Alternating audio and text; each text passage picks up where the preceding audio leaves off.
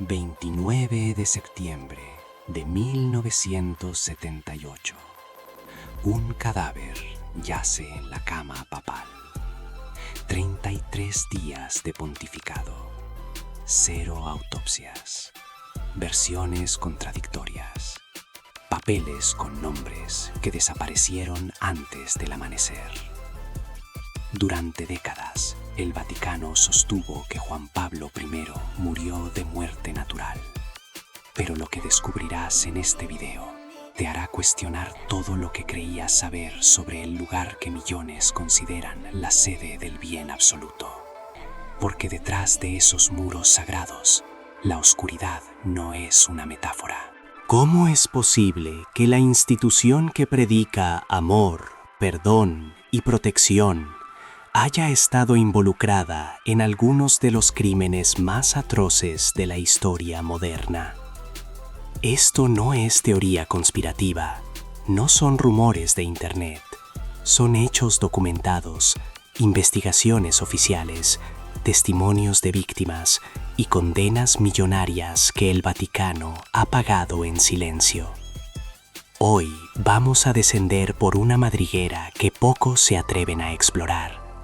Veremos cómo el dinero, el poder y el dogma se entrelazaron para crear una red de secretos tan oscura que algunos de sus protagonistas prefirieron morir antes que hablar. Y te advierto, lo que vamos a revelar no son los típicos misterios del Vaticano. No vamos a hablar de archivos secretos místicos ni profecías. Vamos a hablar de crímenes reales, víctimas reales y un sistema de encubrimiento que llegó hasta los niveles más altos de la jerarquía católica. Ponte cómodo. Si crees en ello, reza, porque estos son los secretos más oscuros del Vaticano. Para entender la magnitud de lo que vamos a revelar, primero necesitas comprender qué es realmente el Vaticano. No es solo una iglesia, es un Estado soberano. El más pequeño del mundo, sí, pero con todos los privilegios legales de una nación independiente. Tiene su propio banco, su propio sistema judicial, sus propias leyes. Y aquí está el problema. Durante siglos, esa soberanía se ha usado como escudo contra la justicia internacional. El Vaticano tiene 801 habitantes y gobierna a más de 1.300 millones de católicos en el mundo. Su influencia política es inmensa, su riqueza incalculable y su capacidad de operar en las sombras casi absoluta. Los casos que vamos a explorar no están basados en especulaciones. Las fuentes incluyen informes de grandes jurados en Estados Unidos, investigaciones forenses en Irlanda y España, documentos desclasificados de dictaduras latinoamericanas, testimonios de víctimas que tardaron décadas en ser escuchadas, sentencias judiciales y pagos millonarios confirmados. Cada uno de estos secretos tiene algo en común. El Vaticano sabía y eligió el silencio. Pero antes de llegar al más perturbador de todos, necesitas entender cómo funciona el sistema cuando el dinero, la fe y el crimen se mezclan. Y eso nos lleva al primer secreto. Roberto Calvi no era un sacerdote, era un banquero, presidente del Banco Ambrosiano de Italia y conocido en los círculos financieros como el banquero de Dios, por sus estrechos lazos con el Banco del Vaticano. Calvi era un hombre refinado, discreto, respetado. Movía millones entre cuentas opacas, financiaba operaciones políticas encubiertas y mantenía relaciones con algunos de los personajes más peligrosos de Europa, la mafia italiana y la logia masónica P2. El Banco del Vaticano, oficialmente llamado Instituto para las Obras de Religión, debería ser una entidad transparente dedicada a obras de caridad. Pero en los años 80 se convirtió en el mayor accionista del Banco Ambrosiano de Calvi. Juntos crearon una red de lavado de dinero que conectaba al Vaticano con operaciones ilegales, tráfico de influencias y financiamiento de grupos políticos de extrema derecha en América Latina. El sistema era sofisticado. Las transacciones pasaban por paraísos fiscales, cuentas fantasma y sociedades offshore, y durante años funcionó a la perfección. Hasta que alguien empezó a hacer preguntas. En junio de 1982, Calvi huyó de Italia. Sabía demasiado. Tenía documentos, nombres, pruebas que podían hundir no solo a la mafia, sino al propio Vaticano. Días después, su cuerpo fue encontrado colgado bajo el puente Blackfriars en Londres. Ladrillos en los bolsillos, miles de dólares en efectivo, simbología masónica en la escena. Las autoridades británicas lo clasificaron como suicidio, pero años después, el caso se reabrió como homicidio. ¿Fue un ritual de castigo masónico? ¿Un ajuste de cuentas de la mafia? ¿O algo más siniestro? El Vaticano negó toda responsabilidad, pero los documentos revelaron la verdad. Habían sido cómplices silenciosos de una de las redes de corrupción financiera más grandes de la historia moderna. Y esto fue solo el comienzo. Tuam, Irlanda, 1925-1961. Un pequeño hogar regentado por las Hermanas del Buen Socorro. Su misión oficial, cuidar a madres solteras y sus hijos. Su misión real, castigarlas. En la Irlanda católica de aquella época, quedar embarazada fuera del matrimonio era considerado un pecado imperdonable. Las mujeres eran enviadas a estos hogares para reformarse. Allí, ellas y sus bebés eran tratados como escoria moral. Catherine Corless, una historiadora local, comenzó a investigar los archivos del hogar en 2014. Lo que descubrió la dejó helada. No había registros de entierro para cientos de niños que supuestamente habían muerto allí. Simplemente habían desaparecido de los papeles. Tras excavar, encontraron los restos de 796 bebés y niños pequeños en una antigua fosa séptica convertida en osario improvisado. Sin ataúdes, sin nombres, sin rituales. Algunos cuerpos tenían solo semanas de vida. Los informes forenses revelaron que muchos murieron de desnutrición, enfermedades tratables, negligencia y abuso. El hogar funcionaba como una institución de castigo, donde tanto madres como bebés eran desechados. Pero lo más aterrador no es solo la cifra de muertos, es la manera en que fueron descartados, como basura, en un pozo. Y el Vaticano estaba al tanto. No hizo nada. Durante décadas, estas mujeres y sus hijos fueron olvidados, enterrados literalmente bajo el peso del dogma y la vergüenza institucional. Hasta aquí hemos visto cómo el Vaticano encubrió corrupción financiera y dejó morir a cientos de niños inocentes.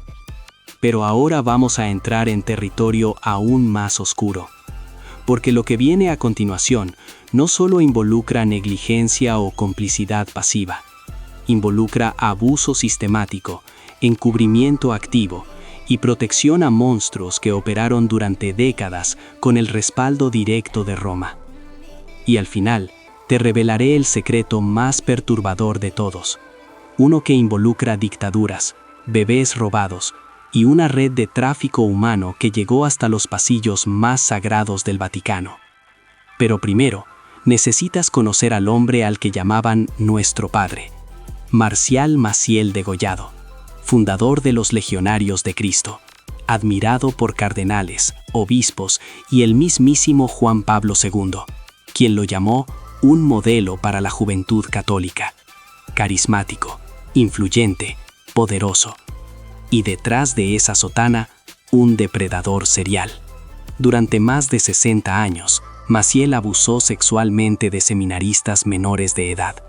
Se hacía llamar Nuestro Padre y usaba drogas para simular enfermedades que justificaran todo tipo de manipulaciones. Pero eso no es todo. Mantenía en secreto 2 familias, tuvo hijos con distintas mujeres y abusó de al menos 2 de sus propios hijos. Las denuncias comenzaron en los años 50. Llegaban a Roma, una tras otra. Testimonios detallados, víctimas con nombres y apellidos. y el Vaticano las ignoró todas. ¿Por qué? Porque Maciel sabía demasiado. Tenía dinero, poder, financiaba campañas del Vaticano, compraba silencios, compraba favores. No fue sino hasta 2006, que el Papa Benedicto XVI le ordenó retirarse a una vida de penitencia y oración, sin juicio, sin excomunión, sin cárcel. Maciel murió en 2008 como sacerdote, sin enfrentar la justicia terrenal. Después de su muerte, el Vaticano confirmó que todas las denuncias eran ciertas. Todas. Decenas de víctimas, décadas de horror, una doble vida y un encubrimiento que llegó hasta los niveles más altos. Maciel no fue un caso aislado, fue parte de un patrón global. Durante décadas, sacerdotes en todo el mundo abusaron de niños y adolescentes, y la Iglesia no solo lo permitió, lo encubrió sistemáticamente. Un gran jurado en Pensilvania reveló que más de 300 sacerdotes abusaron de más de 1000 niños en solo 6 diócesis.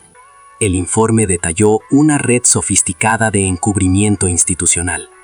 En Estados Unidos, Australia, Alemania, Chile, México, la Iglesia ha pagado más de $4.000 millones en indemnizaciones, muchas veces con acuerdos de confidencialidad para silenciar a las víctimas. Fiscales descubrieron que muchas diócesis tenían archivos confidenciales con listas de abusadores conocidos, algunos con decenas de víctimas, nunca denunciados a la policía. Algunos archivos fueron destruidos intencionalmente. En Australia, al menos 4 suicidios fueron vinculados directamente al sacerdote Gerald Ridsdale, quien abusó de más de 60 menores. El trauma no termina con las denuncias. Las víctimas cargan con ese peso toda la vida, y muchas no pudieron soportarlo. Y ahora llegamos al secreto más oscuro de todos. Argentina, 1976-1983. Dictadura militar. Plan sistemático. Desaparecer subversivos. Entre ellos, jóvenes embarazadas. Estas mujeres eran secuestradas, torturadas y asesinadas. Pero sus bebés recién nacidos eran robados, registrados con apellidos falsos y entregados a familias afines al régimen. Militares, allegados al clero. Y la Iglesia Católica facilitó los trámites. Sacerdotes, monjas e instituciones católicas validaban la apropiación de esos niños como una obra de misericordia. Pero no fue solo en Argentina. En Chile, bajo Pinochet, ocurrió lo mismo. En España, durante el franquismo y hasta los años 90, se estima que hasta 300.000 bebés fueron robados en hospitales católicos, con ayuda de curas y monjas. Las madres eran engañadas. Se les decía que sus hijos habían muerto. Mientras tanto, esos bebés eran vendidos a familias de bien. El Vaticano sabía y no actuó. Hasta el Papa Francisco, que era Jorge Bergoglio, arzobispo de Buenos Aires durante parte de esa época, ha sido acusado de guardar silencio frente a estos crímenes. Hasta hoy, el Vaticano nunca ha abierto por completo sus archivos. No ha ayudado activamente a identificar a los niños robados. Por el contrario, se ha esforzado en proteger a los perpetradores. No hay peor horror que matar a los padres de un bebé y darlo como hijo a los asesinos para que los ame en ignorancia. Estos no son misterios, son crímenes documentados, víctimas reales, vidas destruidas. Y la pregunta que nos queda es inevitable. ¿Cómo puede una institución que predica amor y perdón haber sido cómplice de tanto sufrimiento? El verdadero problema no fue la existencia de criminales dentro de la Iglesia. Eso puede ocurrir en cualquier institución. El problema fue el sistema de encubrimiento, la protección activa, el silencio cómplice. Porque cuando el poder se combina con la impunidad, incluso lo sagrado puede convertirse en oscuridad. Si esta historia te hizo cuestionarte algo que creías saber, si te perturbó tanto como a mí investigarla, entonces quédate, porque aquí seguimos bajando por la madriguera, investigando las verdades incómodas que otros prefieren enterrar. Suscríbete, activa la campanita y déjame en los comentarios qué otros secretos deberíamos investigar. Y cuando creíamos que la Iglesia había tocado fondo con estos casos, apareció un documento filtrado en 2023 que revela algo aún más inquietante sobre el conclave papal. Pero esa es una historia para el próximo video.